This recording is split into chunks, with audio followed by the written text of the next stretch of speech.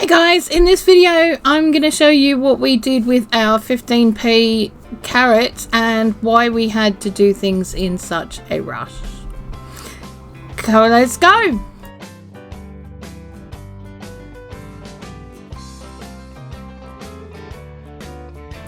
So we did our shopping on the Friday before Easter, and this was Easter morning.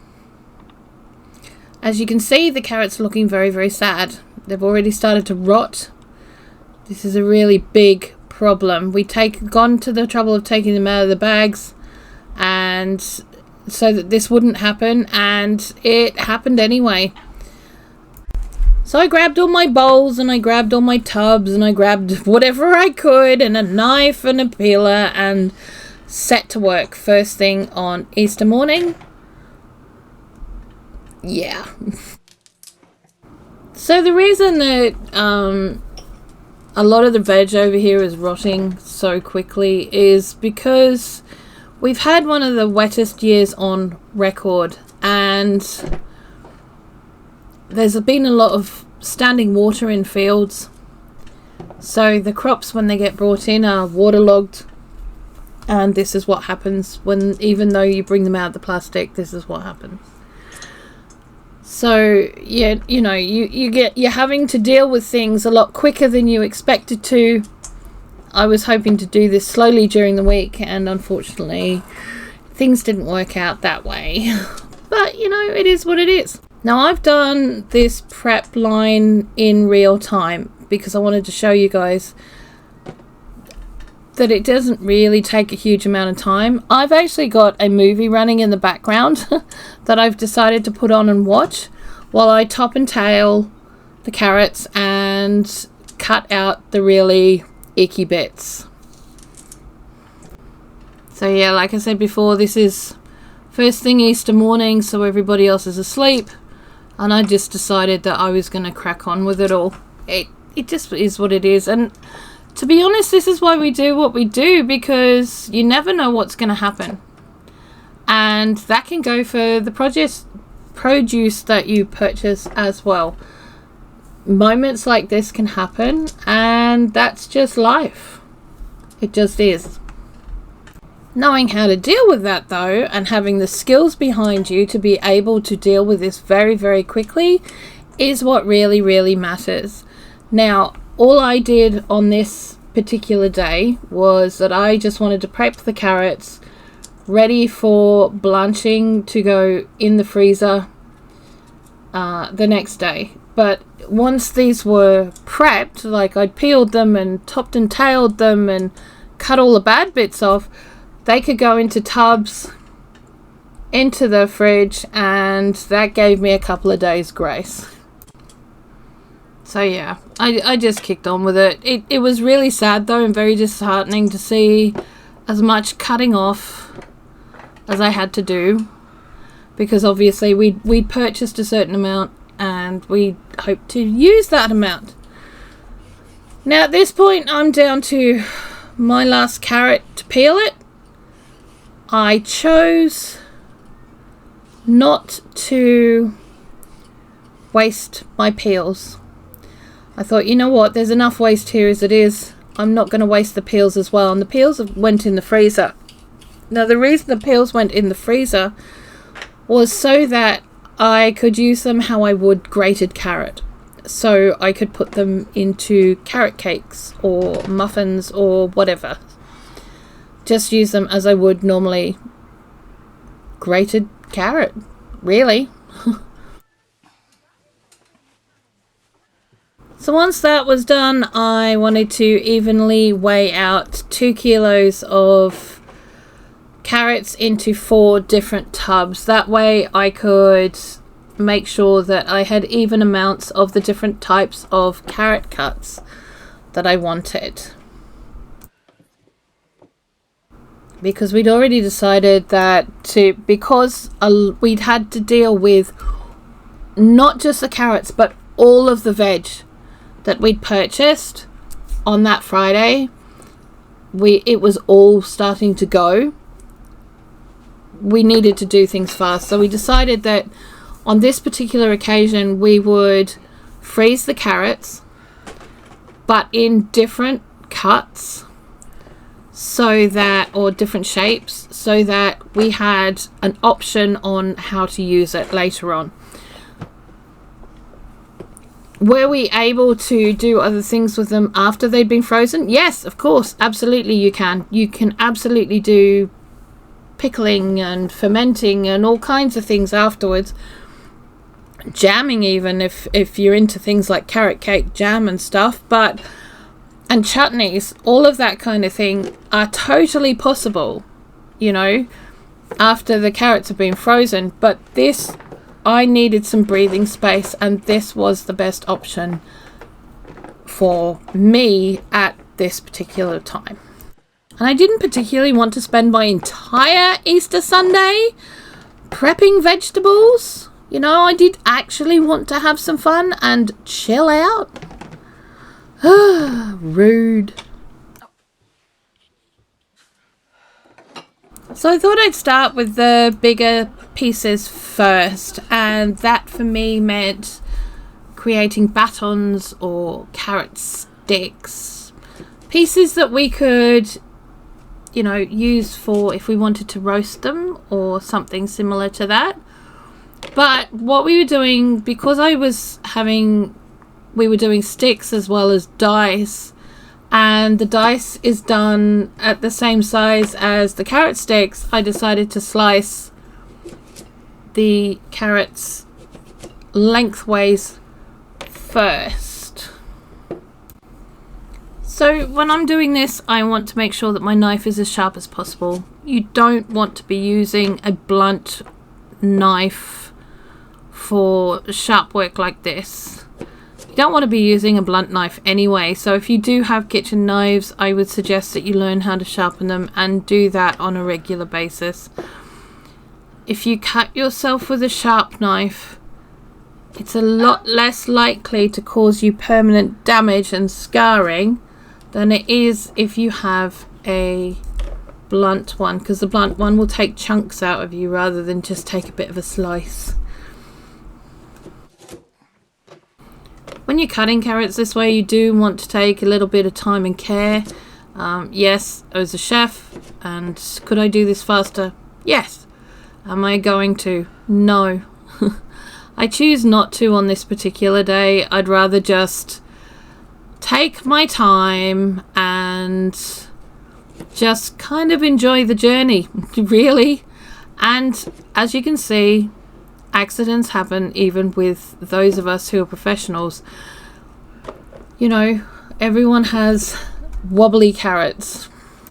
Now, my preference when I'm doing and prepping a lot of vegetables or anything in particular is to do the same kind of cut that I need to do with all of the veg at once, and then go back and do the next cuts of whatever's needed.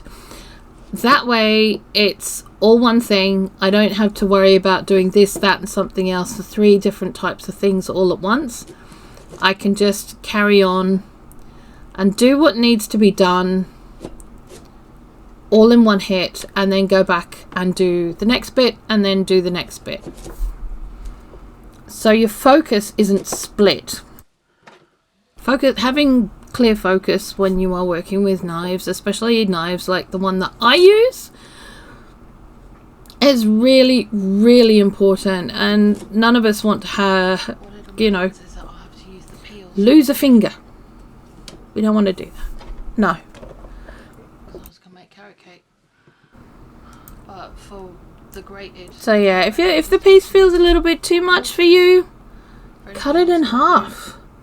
No one said you had to do the whole carrot. You can just do in the size that you want to do it at the time, which is fine, and that's not a problem. The thinner carrots, I would just cut in half. Just makes life that little bit easier. Because when you're doing buttons that may be turned into diced carrots later, you want to try and keep everything as even as possible. That way everything cooks as evenly as it can. If you get a couple couple of jars. There are a few more carrots in this particular box than there are in the other boxes, because we're doing half of these are going to be diced and half of them are going to be carrot sticks or buttons or whatever you want to call them. So, you know, but that's okay. And we get it all done at once. I don't have a problem with this. I like getting it all done at once, you know. Trying to do things and then do it again and again and again just seems like a bit of a waste of time to me. So just having everything done in the same shape all at once, to me, makes life worthwhile. So, here we go. Let's finish off these buttons and get them done.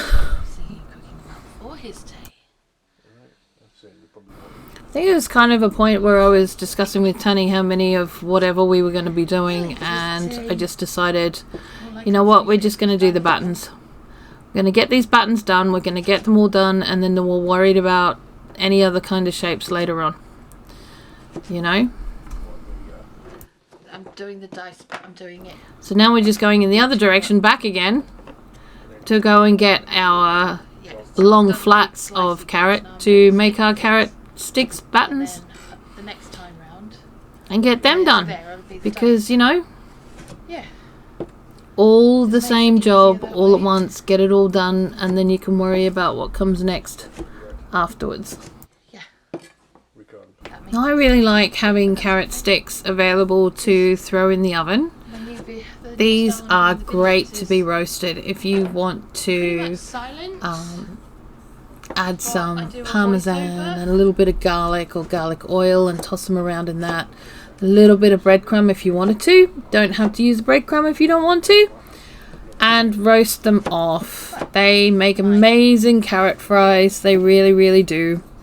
And you can either have them with a dip or just have them on the side of your meal. You know, it's your choice. You can still hear me doing the work. Now, although this time round I didn't do this, I would also use carrot sticks for fermenting, and having fermented carrot sticks as another type of pickle to have in the pantry. Yeah, it's just you know, easier to do ready to add to any meal whatsoever. You know, the ideas for using this shape of carrot are pretty much endless. It's entirely up to you what you want to do with them. But, you know, play with them. You know, if you pick up cheap veg, that's the time to play and experiment. It's not when you have to pay full price for something. It's when you can find them on the cheap. Test your recipes out. Test out what you want to try. If it goes a little bit haywire and you lose a bit, you're not going to feel as bad if you've bought them at a reduced price than if you'd had to spend full price on them. I'm hoping to get up to Leeds this month at some point. Now, as much as I love having fresh veg around the place, I don't want waste. And to be honest, I prefer to have my veg pre-prepped for times when we do need to run and do things quickly and have a delicious hot meal on the table in less than 30 minutes, say. And that can be done if you've pre-prepped your veg and get them in the freezer. It's that simple. There are those that will tell you that, you know, frozen is not okay and it's this and it's that. Do you know what? We've done these ourselves. You know, there's no coating on these. There's nothing. We're prepping the carrots. We've cut all the bad bits off. We've got the best of what we can get. We're going to blanch them off as they would in the factory. And we're going to lay them out in one layer and then bag them up after they're frozen in that way. It's that simple. It's what they do in the factories. How is it any different? Hey, do me a favour. You know, except, you know, we're not putting them in well, look up on the internet for me. we are putting them in plastic baggies. See how much a 2 you know, bag but of diced carrots is. we're doing it ourselves. So yes, the ideal would be to eat seasonally and have fresh food all the time and all year round, but sometimes That's not possible, and we want to make sure that we can have fresh, healthy meals, or as fresh as we can get healthy meals year round. And if that means that on this particular occasion we prep up enough carrots to do us for the rest of the year, because literally between Tanny and I, this is enough carrots to do us for the rest of the year, I don't see a problem with that. So just while I finish off these last little buttons, I just want to go up through some nutritional info with you guys. So half a cup of carrots will give you 73% of your daily requirement of vitamin A, 9% of your daily requirement of vitamin K, 8% of your daily requirement of potassium and fiber, 5% of daily vitamin C, and 2% of your daily calcium and iron. I don't see a problem with that. Really? Do you? Except it's only half a cup. So now we're going to start on our dice, because we've done all our buttons. Ta-da! So you just grab a handful of buttons, make sure that they're all lined up, and just start chopping. It's that simple.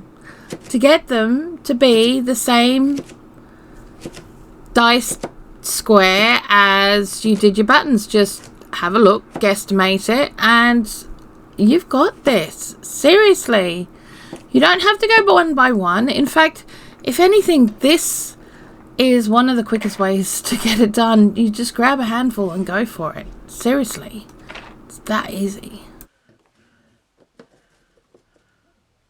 Hey, one of the things you have to remember is that you are a home cook. You're not going for awards, you're not going to win competitions, you're not wanting to go for your first Michelin star. Let's be honest, we're just home cooks. All we're trying to do is feed our families, feed ourselves, and make sure that we don't let any food go to waste, because that's our bottom line here. We want to make life easy for ourselves. We have got used to convenience foods, and that's okay if you can replicate those. So say for an emergency situation, or when life happens, you have those things on hand you're used to having because you've been able to make them yourself. And you've done it yourself, so you don't need to worry about them. And the more that food goes up in price, and the more we have to grow our own to supplement that, the more we have to learn to process it and be able to keep it in such a way as we can use it weeks and months, sometimes years, after they first came out of the ground. These are life-saving skills. It might just look like a little bit of chopping with a knife, but I'm aware that some of you guys aren't even really sure how to do that. So, let's just take a breath, give ourselves some grace, and just do the best we can with what we have. Now, I'm fully aware not all of you are going to be comfortable using or have at their disposal a cleaver like mine, and that's fine. And probably what you will have is one of these, a basic chef's knife, or big knife as it's known in some people's homes. The premise of using it is exactly the same as I'm doing with the cleaver. I just prefer the cleaver. I like the weightiness of it. That's a personal preference, okay?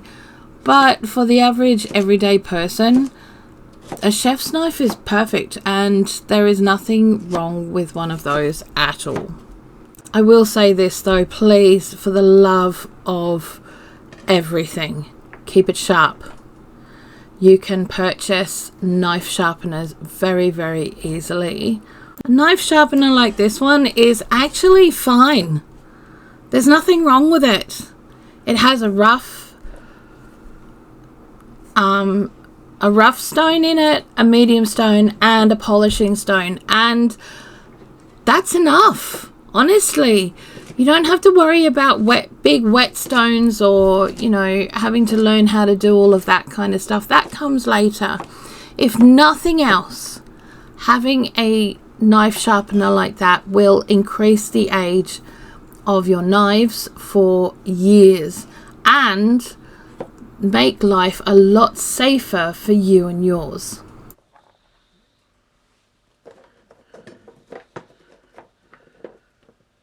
Now we've got to cutting up our rings or slices of carrot. Now it's up to you if you want to do rings like this, or if you want to slant your knife slightly on a diagonal and do slightly diagonally shaped ones, which give you a nice little, you know, a nice little something something. On this particular day though, we chose to do just plain old normal slices, and there's nothing wrong with that at all whatsoever. It's fine. I like to have mine around 1/2 centimeter or 5 mil or 1/4 inch thick. That gives them plenty of cooking space, but not over cooking space, if you know what I mean. They're also not too big to go in your mouth as one piece, or they're just easily cut in half if that's your want as well, you know. So that's a really good thing. I find that pieces of this size do really well when they're being blanched and frozen. Now, having frozen carrots like this can actually save you quite a lot of money. I'm not gonna lie to you, it can save you a lot of money. And if you've got bags of carrots that you're not planning on using the last of them for a while and they look like they're about to start going a bit soft or whatever, I would suggest doing this with them. That way you get to use them up, and you can put another little container of something in your fridge, your freezer, or even if you wanted to water bath or pressure can them. Now I know a lot of people say to me, but Blue, you don't cut very fast, you don't do a lot of fast cutting. I can, and sometimes it can be fun to do that, but I'm not in any time crunch here. I have a movie going. Tanny is now in charge of making me coffee, and I am just enjoying my morning, hanging out and prepping up this veg.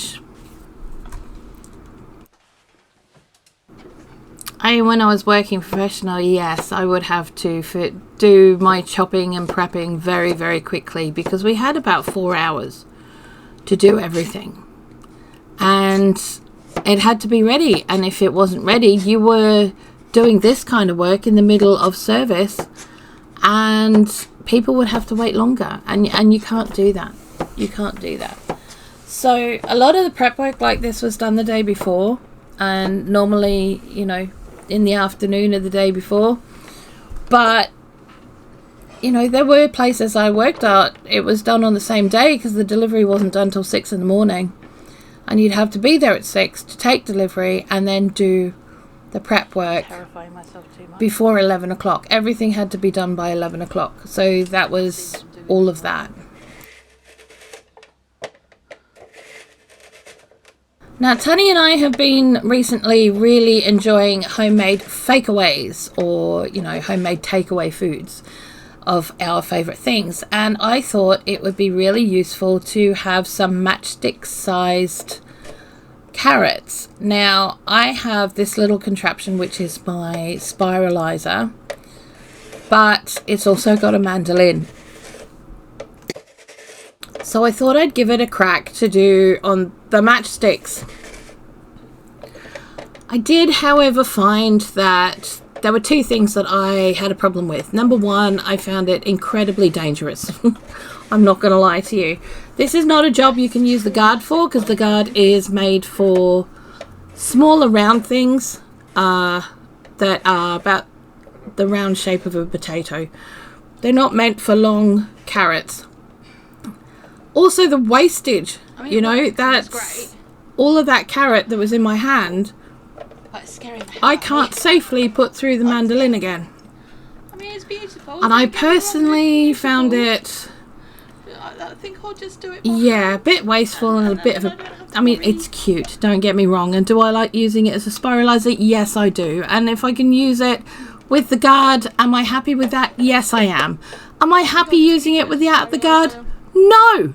No. Just no. You know. So I decided to get out my knife and do it my way. So very much similar to the way that we started slicing the battens or the carrot sticks at the beginning. What I started doing was I actually cut all of these carrots in half. Now I did that so that I would have a flat surface to start from, and I just wanted to get them all in the same kind of position. As for those, one cut, do all of the things in the one cut and then go to the next cut. But Blue, won't this take a shocking amount of time? I still have half a movie, more than half a movie to go. I'm good. I'm comfy. I have coffee. Do I care? No. Would I be doing anything else? Not really. You know, not really at all. And this whole cutting the carrots in half bit took me all of about 2 or 3 minutes. I'm not that bothered. I think many of us get very caught up in the, oh, but I don't have time thing.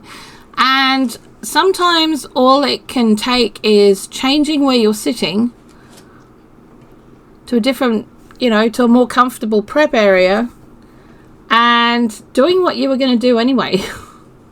You know, I mean, if you're sitting on your bum watching TV, what are your hands doing? I don't want to know. If it's not some kind of useful thing, please don't tell me. I don't want to know. This isn't that kind of channel. Okay, so now that we have our carrots cut in half, we're going to take half, put it flat side down, and we're going to start slicing that carrot quite thinly, about 1 mil thick, or, you know, one little spot of an inch, tiny, tiny, tiny. Very, very thin. Yes, as we did before, we are going to do all of the carrots first, get this bit done, and then move on. Now this particular part of the work only took me about 5 minutes, as you will see, because I've kept it all in. Now, could I have edited it out? Yes, I could have. Why didn't I? Because I'm aware that there are people out there, and you may be one of them watching this video now, that would really like to watch this process, learn how to do it properly, and then feel confident enough to be able to do it themselves. You may even be watching this video and doing this with me. And if that's the case, I'm happy to do it with you too. Now, part of the reason that I'm doing this video this way, the other reason that I'm doing it, is because I want to break the argument of I don't have time. Everyone has time. It's what you choose to do with it. Now, do you want to sit and watch TV all day? Possibly. That's cool. Can we do things with our hands while we do that? Sure. I mean, I am. I think on this particular day I had Jurassic Park going on in the background. I'm a big dinosaur girl, for those of you who don't know that. And so yeah, Jurassic Park and all those movies are my go-tos. So, you know, it's a good one to have. And, you know, it's an hour and a half long. I finished all this way before the movie was halfway through.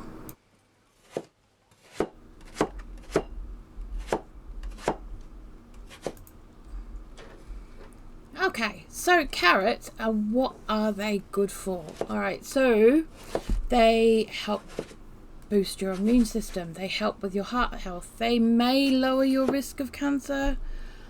to be fair, any one ingredient whole foods is going to help with that. They help with constipation. I mean, they help you not have it because they've got high fiber content. So they can help ease it, not make it worse. They can help control diabetes. Non-starchy vegetables, including carrots, are essential parts of a healthy diet. Blah, blah, blah, blah, blah, blah, blah, blah, blah. Loads of vitamin A, beta-carotene, you know, all of that kind of stuff. They can help strengthen your bones because carrots have calcium, vitamin K, which are important for bone health. They may help you lose weight. It's a one ingredient vegetable. They can help lower cholesterol. Again, it's a one ingredient whole food. Honestly, some of these things that they put out on the internet about what things can do for you is a load of all. It's obvious, you know. They're good for teeth and gums. Why? Because they scrub your teeth as you chew them if they're raw. I mean, serious? Really? Really?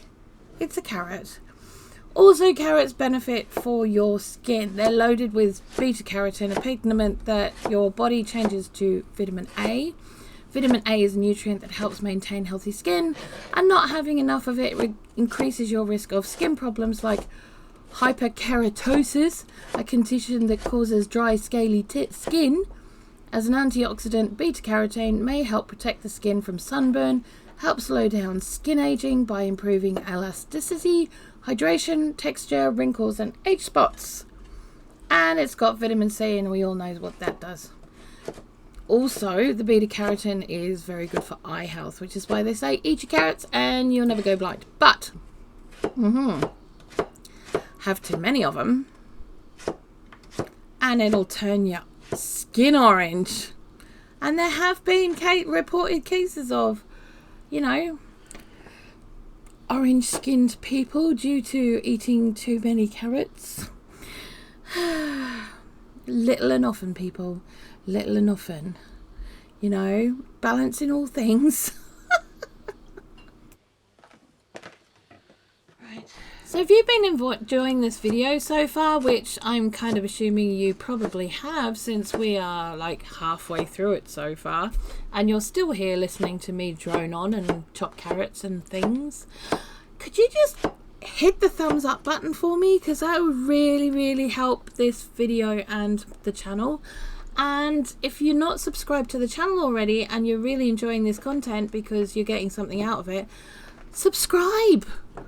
There's more. There's loads. There's like over 900 videos at this point, you know, of all kinds of things to do with things like this. So go watch something else and subscribe to the channel. Oh, and here's the other thing. Don't keep me your secret, okay? Share me out with your friends, you know, because they might get some use out of it as well. And if you have got a question about anything that you've seen in my videos, or you'd like to suggest something that you'd like me to do again, or a video on, then just leave me a comment. I'm more than happy to. I read all my comments and I do my best to answer them all. Okay, so yeah, do all of that. That would be great. Right, little tiny bit more chopping to do.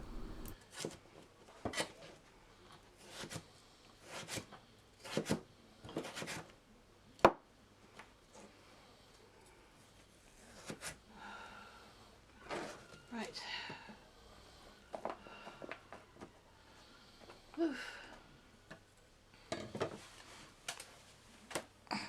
Now this personally I think is the quickest part of the whole process of cutting the matchsticks, and that's the final cut where you're actually making the matchsticks. Again, I'm not racing through this. I'm not going as fast as I possibly can do. I'm not in a rush.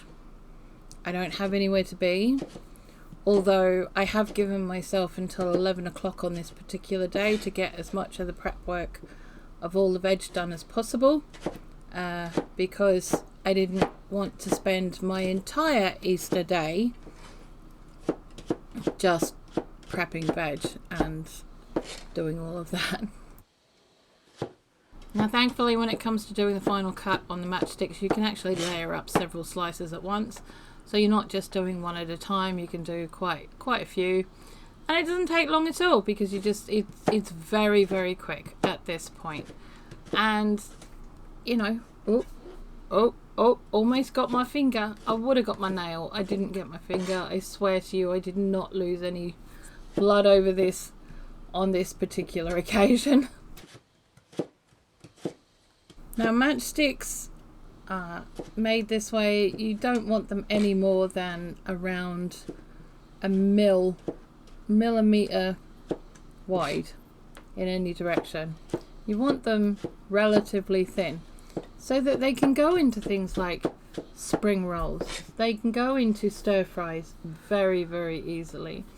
They can be used to go into Vietnamese pickles, like pickle vinegars, etc. They can be used for all kinds of things very, very quickly. And the really good part about the matchsticks, when it comes to freezing them, you don't have to blanch them first because they're that thin. I know some of you will be worried about my finger work, etc. Well, my hands don't like being in the safest of shapes for knife skills. So I've actually ended up buying myself some finger guards, which later on in other videos you're going to start seeing me using a lot more of. It's a lot safer for me, it's a lot safer for my fingers, and I know that there's some of you out there that tend to cringe when you watch me using my knife. It's about 5 minutes later and we're on the last one. There you go, ta-da, that's it, all done. That quick, seriously. 10 minutes to get them finished off. Now I'm slowly replacing all these small plastic bags and other shaped size plastic bags with silicone reusable freezer bags. But at the moment I have what I have. I'm going to use what I have until I don't have any more of them, and then by that point I will have enough of the others to completely replace these. Right now though, in these snack bags I'm just placing a handful or two of the matchstick carrots, so it's just a serve. Having these in just serving sizes makes life a lot easier for me. It means that I don't have to pre-freeze these to go in the bigger bags. It means that they can go in as they are right there and then, and whenever I need them I'll just defrost the bag. It's that simple. I don't need to worry about having loads and loads and loads. I just, when I need them, I just grab them out. Now you will want to get as much of the air out as possible, however, for these. And no, they don't need to be blanched before they're frozen. Because they are so thin, it's not necessary. And getting as much of the air out as possible also helps. Now if you do have a vacuum sealer, you could probably use it at this point. I'm not really going to worry about that too much. That's perfect for me, and they will go straight in the freezer as they are right there. Now on this particular day I ended up with 5 small bags of the matchstick carrots, which is plenty for us for a year. Or just one? For a whole year, because you know I pre-make my spring rolls. I would only use a bag for that, and that would make so many spring rolls. I can't even tell you. It would just make loads, more than enough it will for do stir fry, you know, and it will also do our purposes. Like I make enough large spring rolls for about 6 months when I make them. And a bag like this would be enough to make spring rolls for a year. I'm not even kidding.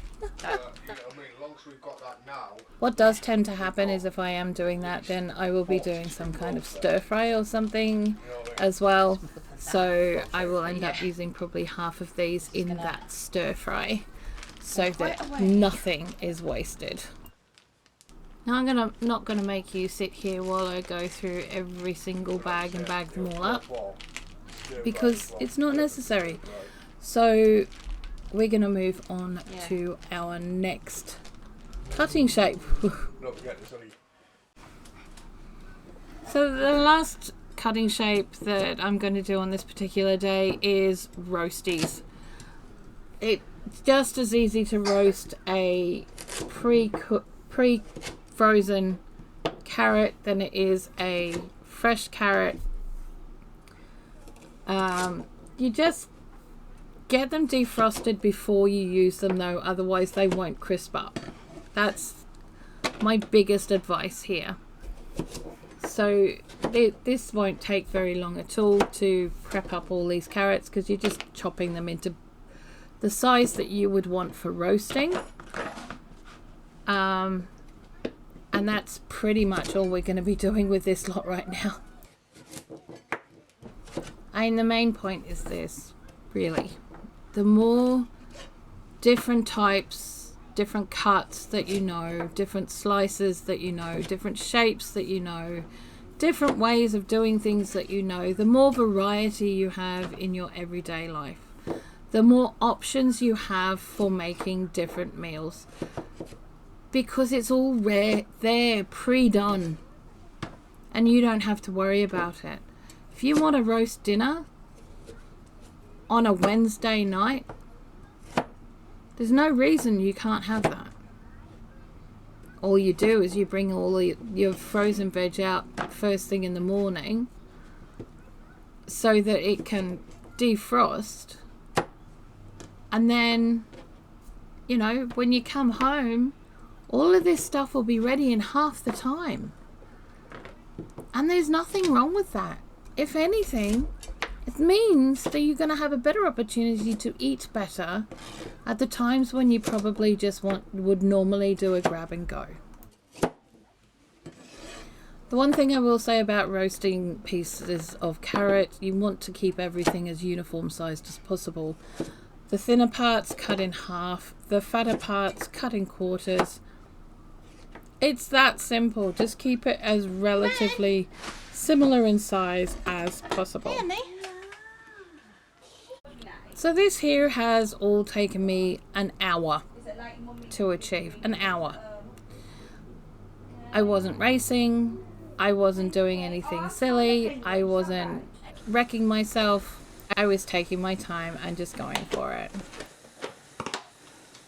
And the next day we started blanching, and I started off by blanching the biggest pieces of carrot first, because they were going to take the longest to blanch.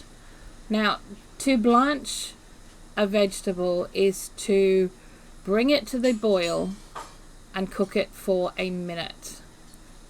However, if you're doing large batches like I'm doing here, you want to only do them very quickly, and as soon as they feel a little bit different or a little bit softer on the outside, you want to pull them out and dump them in cold water to stop the cooking process as quickly as possible. Now, ice water is best, but at this point we'd run out of ice, so I'm just going to do the best I can, which is chuck them in cold water, take that tub over to the sink and continue to run cold water over them just to get that cooking process to stop. Before I take them over to the sink though, I'm going to get the next bit in, and I believe, let's wait. Yeah, so the next lot I got in were the rings. You know, so they're going to be coming up to the boil or just, you know, doing what they need to do to blanch off while I go and cool off the others. Now, I wanted to work out the safest and best way for me to do this. I'd already got them to cool off a little bit, So I thought I'd chuck them in the colander, which would be safer for me to take over to the sink and just run cold water over these carrots rather than trying to take the entire tub. So, you know, slotted spoon straight into the colander, and with a bowl underneath to catch any drips, because we don't want to have a wet floor, especially when we're a bit wobbly on our pins. That's a silly idea, trust me. I have enough trouble. I don't need to give myself reasons to fall over.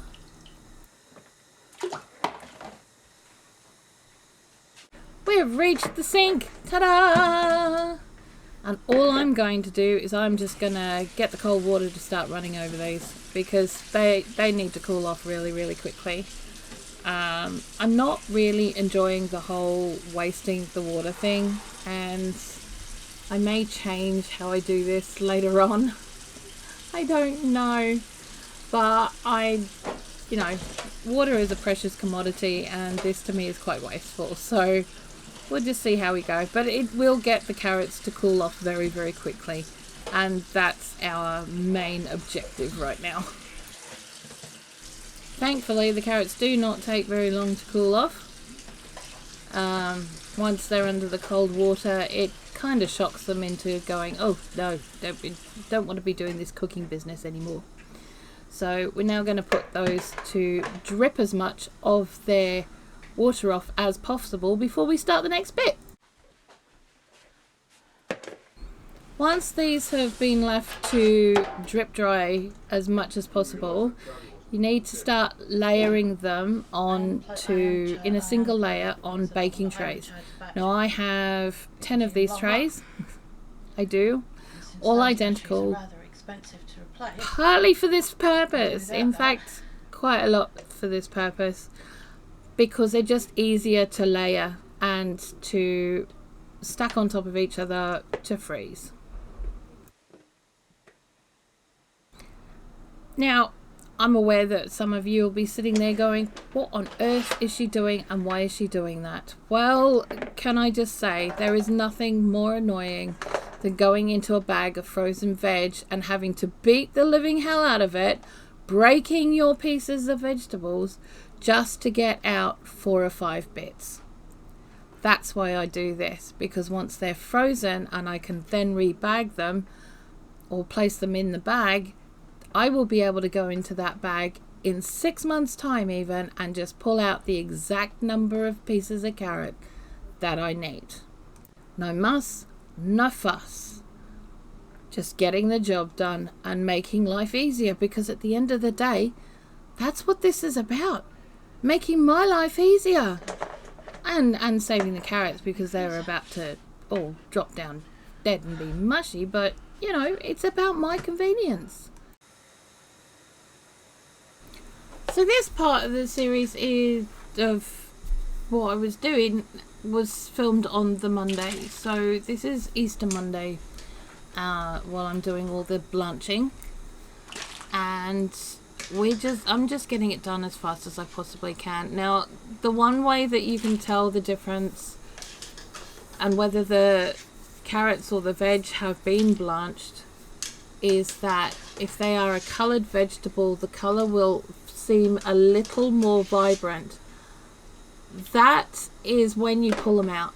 You know, if your water hasn't got to the boil, like on my pot here, it didn't get to the boil. If I'd let it get to the boil, it would be too mushy at that point. So we just pop them in and hope for the best and wait until it just gets that little tinge of more brightness. If not, it's just when they're just got a little bit of softness to them. Not much, but it's usually only about 5 minutes. 5 minutes tops once you put them in the water. If the water is boiling, I'd only do it for a minute. Honestly, only a minute. So as I said before, we didn't have any ice at this point. We'd used it all with the previous veg, and so we're just trying to get everything cold and cool as fast as possible. So the best way to do that is to pop it in a colander in the sink and you know, just pour cold water over it as quickly as we can. Now this is all of the rings, the carrot slices, carrot rings, whatever you want to call them. And you know, I've already got the dice in the pot ready to go for the last lot, so we just need to get those cooled off, because otherwise they will continue to cook and they will go to mush, and we don't want that. No, we really don't want that. The freezing process kind of continues the cooking in a way. The ice particles break down the cell structures within the carrots and other veg or other things that you put in the freezer, which is why you get things like freezer burn, which is why when you bring out snap frozen vegetables, that you literally only have to bring them to the boil and they're already cooked. Now on this particular day, I decided at this point that I was just going to put the plug in the sink and just fill the sink full of cold water. It was much quicker doing it this way, and it was much more water conscious, if you know what I mean. I don't like wasting water. Wasting water for me is not a fun thing to do, but some of the tasks that we do require us to use a lot of water, and unfortunately this is one of them. Now thankfully, because it is in a cold sink of water, the carrots actually cooled off very, very quickly. Now we're just going to get those in a colander and get those draining, so that they're going to get the excess water off them as much as possible. You can pat them dry on a cloth or something if that's what you want to do. I can't be bothered doing that. That's a mission that I can't be bothered with, I'm not going to lie to you. So yeah, I'm just going to leave them to do their own dripping for now, and we'll get to the next bit. Right, so I have a couple of my baking trays out, and I'm going to be putting these in as single a layer as possible. It doesn't have to be perfect, just reasonably single layered. That way the carrots don't stick too much together while they're freezing, and when you do go to get the ones out that you want, you're not going to have to break them all up with a hammer like some frozen veg. Once they're done, just in the freezer overnight, and that's it. That's literally it.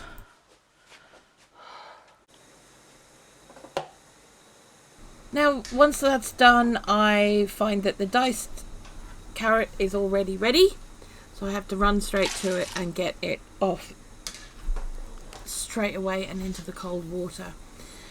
The dice is going to take the least amount of time possible. You really don't want it in that hot boiling water for more than a minute. Otherwise it's just going to go to soft mush, and that's not going to freeze well, and even if it does freeze well, it's not going to defrost well, and we want a little bit of texture left.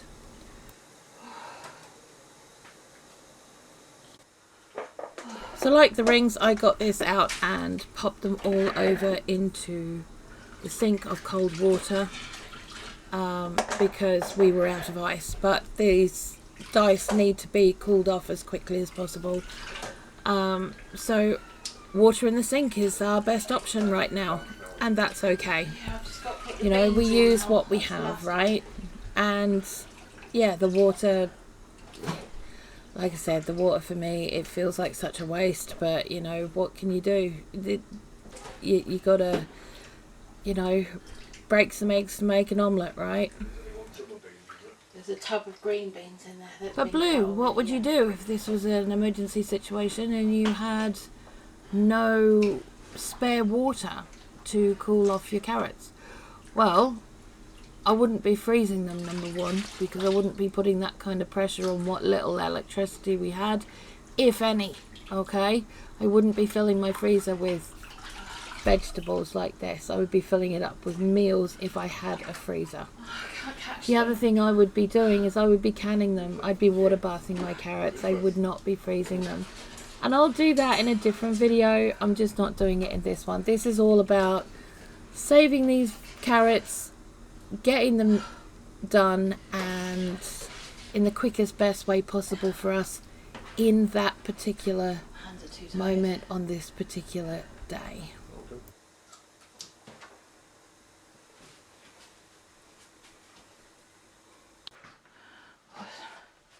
So again, as with the carrot sticks and rings, we are going to put these on the last of our baking trays. I've run out. I've had to get my other ones out. I've run out. I've literally run out of baking trays at this point. There's been so much stuff. And you've just got to put them as single layer as you possibly can. These are the ones that are going to stick more than others, and it's going to cost you if you put them in a bag like that. Okay, so if you just put them in a freezer bag as they are, they would stick together and you'd have to get a hammer to separate them. Don't do that. So in the freezer overnight like that. That's it. So this is the next day. Tanny's gone to work. It's 4 o'clock in the morning, which is why it's a little bit darker in here. I've got the electric lights on, but it doesn't seem to be working very well. So I'm just naming up all my freezer bags first. It is a really good idea to do this, because if you have got other batches of these particular vegetables going in the freezer, you want to use the oldest first, because rotation is key to keeping fresh, good produce in the freezer, or even on the shelves, or even in the pantry. Whatever you're doing, just make sure it's all in date order. Now, as you can see, these are breaking apart individually. They are a little bit stuck to the tray, but that's okay. That's going to happen. But you just pop them in the freezer bag. That's it. And how they go in is how they come out. And that's why we take this extra step. Oh, Blue, why are you doing this at 4 o'clock in the morning? Well, we get up at 3. I sometimes get up at 2, depending on the day, you know. And I prefer, once Tanny's gone to work, to do these little jobs then, because the world is quiet. There's no outside noise, there's no distraction. And I can just poodle along and do what I need to do. So that's why I do these kinds of jobs first thing in the morning. I get them out of the way. I don't need to worry about it. And it's not something that I have to think really hard about, because all I'm doing is putting dates on bags and getting carrots in bags or veg in bags, and it's just an easy one to do while you're having your early morning cup of coffee and nobody else is awake. That's why I do it now. Now I'm getting a tray to a half-gallon bag. That's what I want. I want there to be plenty of room in these bags, because I want these to lay flat in my freezer. So I don't want big thick bags floating around my freezer. Now yes, I know I'm using freezer bags at this point, but I do have a few thousand of these, and I'd rather get them used up than have them wasted. We are making the transfer over to silicone freezer bags, which are the reusable variety, but still there's still ones that, you know, things that I would prefer to use these for once we have those. But the silicone bags are really good. They are really, really good. I wouldn't put a curry in them. I probably wouldn't put chili in them, or anything with any bright kind of, you know, coloration, because you will colour the silicone. But they're good for a lot of things. Now when you're using these bags, you want to try and push out as much of the air as possible, because you don't want loads of air taking up all the space in your freezer. You know, you don't want that. No.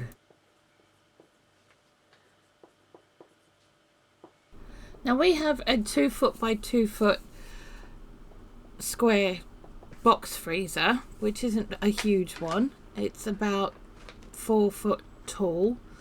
It's not really huge.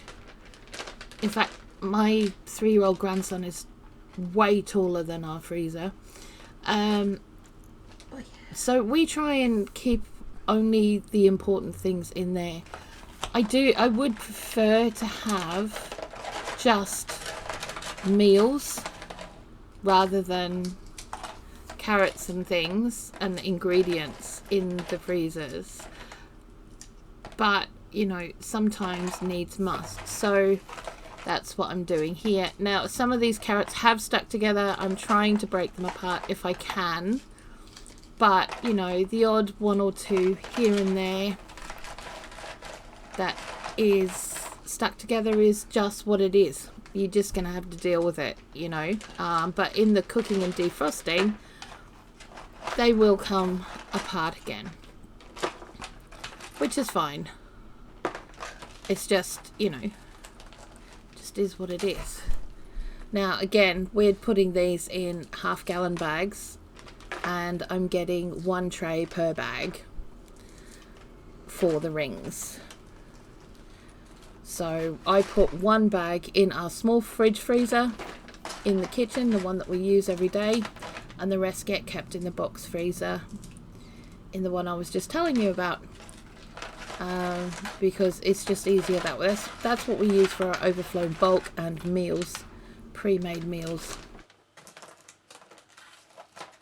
Well, one of the biggest takeaways I want you guys to understand with this is that over a 3-day period, which is what this has taken, this whole process from start to finish has taken less than 2 hours in total. Less than 2 hours in total. Okay, so that includes the peeling, that includes the chopping off of the rotten bits, that includes cutting it up into the individual different shapes and sizes that we wanted. It's blanching them, it's cooling them off, it's freezing them, putting them in the freezer, and now the bagging. All of that over 3 days. 3 days has taken less than 2 hours of time. So those who sit around and say, I don't have time for this, you really do. And honestly, my kids used to sit at the table when I did this, and they come and talk to me. That's when they come and talk to me about things. I didn't used to push them away at that point. That was a time when I was sitting down. As far as they were concerned, I was sitting down. They could come and talk to me. And they got interested in what I was doing. And I used to have 4 or 5 veg peelers on the table, so that if anyone wanted to come in and talk, they'd pick up a peeler and they'd pick up a veg and they'd start peeling. So not only were they learning skills, but they learnt that if they sat down with me and talked at the time, then they had a chance to do so, then we could sit and talk. And they could tell me about their day. They could tell me about the things that had been going on in their lives. They could tell me about the small stuff, and then they could even talk to me about the heavy stuff. And that is what made this worthwhile. Now, I don't know if you guys have seen one of these before, but in this part of the proceedings, I remembered I had one, and it's a baggie holder. Now, these little baggie holders you can pick up anywhere. They cost pennies, all right? But can I just say, at 4 o'clock in the morning, when you're not really functioning altogether perfectly well, you know, having a tool like this that will hold your bag for you so that you don't have to do that, you have both your hands free, is so good. And these things are awesome.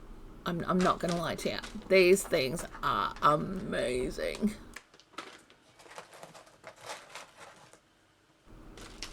So if you want one of these for yourself, you need to look up baggie rack stand set or baggie rack holder for food prep.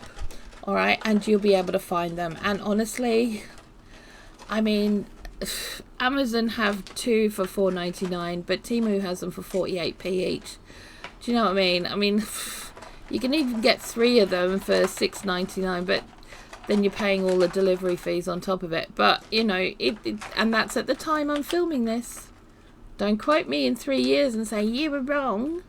They're $100 each now. Okay, do your own research. But I've told you what to look for. You can even look for freezer bag stand. Any of that, any of those compilations, and you will find one of these, okay? But they are definitely worth the pennies, and they will save you a lot of work and heartache. My hands don't always work as well as I would like them to, because that's where I tend to get fibro flares in them, and especially when I'm working with cold things. This is why I had to pull it out in the end, because my right hand was starting to show signs of having a fibro attack in it. So this actually saved me from having to hold the bag and allowing that to overtake me on this project, which, quite frankly, no, it's not happening. I'm not allowing it.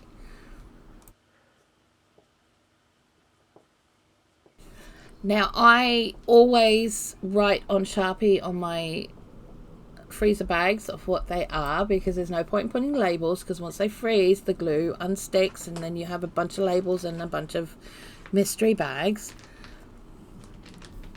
But you need to put the labeling on before you put the veg in, because the veg is cold, you get condensation, the bag gets wet on the outside, and your Sharpie won't work.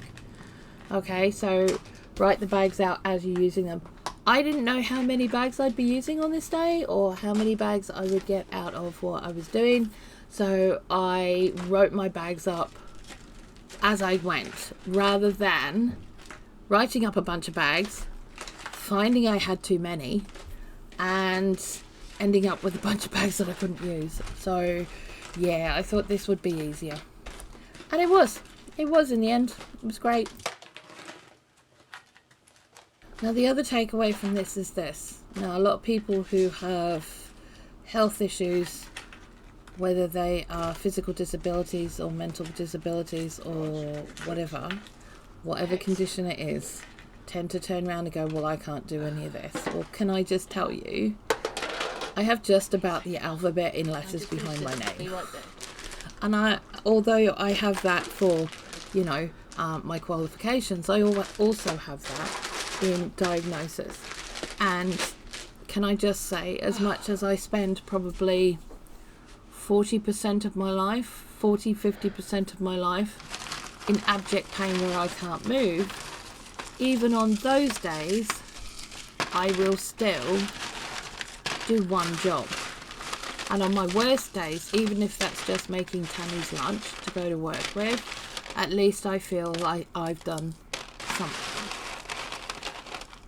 Now, while I was doing this, I was actually going through a fibro flare, because we were having to deal with all of the issues of the rotting veg, which kicked off a stress reaction, which was fibro flare.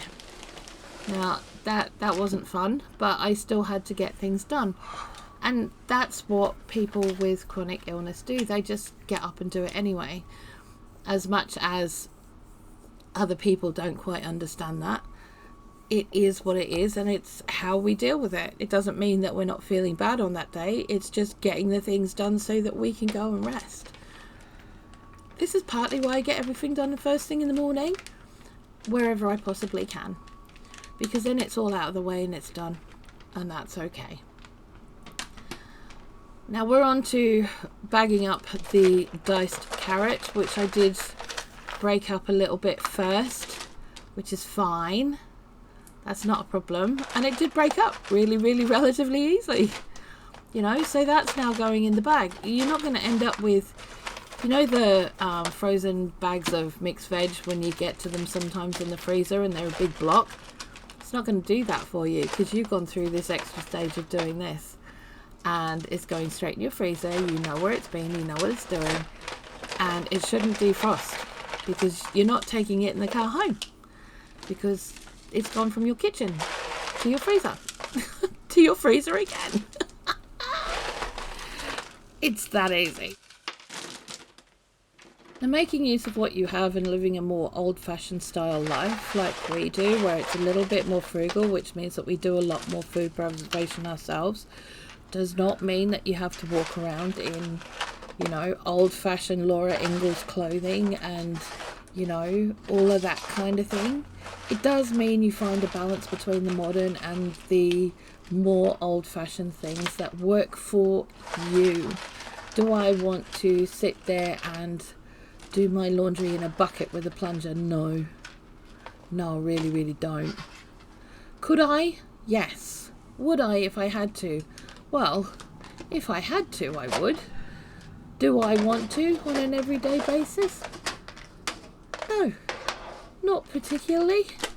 I'm quite pleased we have a washing machine and a dryer for during winter, so we don't end up with, you know, mold.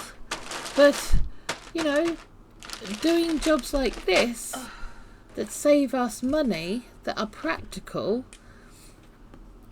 that means we're putting food on the table that's convenient and easy for anyone who comes into the house to cook, to grab ingredients for, that for me means far more than worrying about whether we've got, you know, whether we're doing everything kind of like off grid. I mean, hell, we live 5 minutes walk from the centre of a city. There is no way we'd be off grid where we are anyway. We just do the best we can with what we have. And that's what everybody who lives this life does. Finding a balance of having a more frugal, slow life, I'd say slow life, is the key. If you lose the reason why you want to do this, lose your purpose behind it, and you're only focused on the what, you'll find yourself overwhelmed in no time. And I think that's where people fall over with it. You need to keep hold and keep sight of what your purpose is. Understand that your family works as a team and does everything together. It's not one person's job to do this or one person's job to do that. It's everyone's job to do all of it.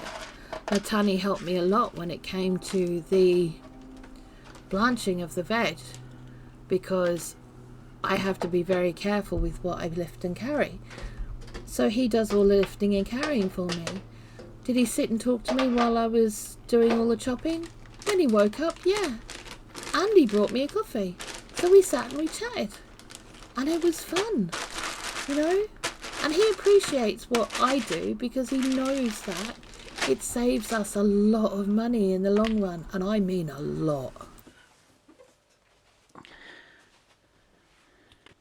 Now this particular tray, I'm going to show you exactly how to break up all the stuff that's stuck together. As you can see, it just very quickly breaks down into its individual dice, even though it's frozen in a few clumps. It's very easily done. You don't need to be rough with it. And if you do have one or two bits that's still stuck together, it's not that much of a hardship. But it does mean that you can dive into the bag and only grab a couple of handfuls if that's what you want. At the end of this, we'd had 8 kilos of carrots that we could use at 15p a kilo bag. Now that means that that was £1.20's worth of carrots. Okay, and it was 30p's worth we'd had to throw away. But out of that, we ended up with a lot. The average frozen bag of carrots is around 2 to 3, sometimes £4 a bag for this size of carrots, and we have saved ourselves a lot of money. So £16 for shop bought carrots are the same, £4 for us to make our own. That's a £12 saving. And I will see you guys again next time for another video like this. Thank you so much for watching, lovelies. Bye.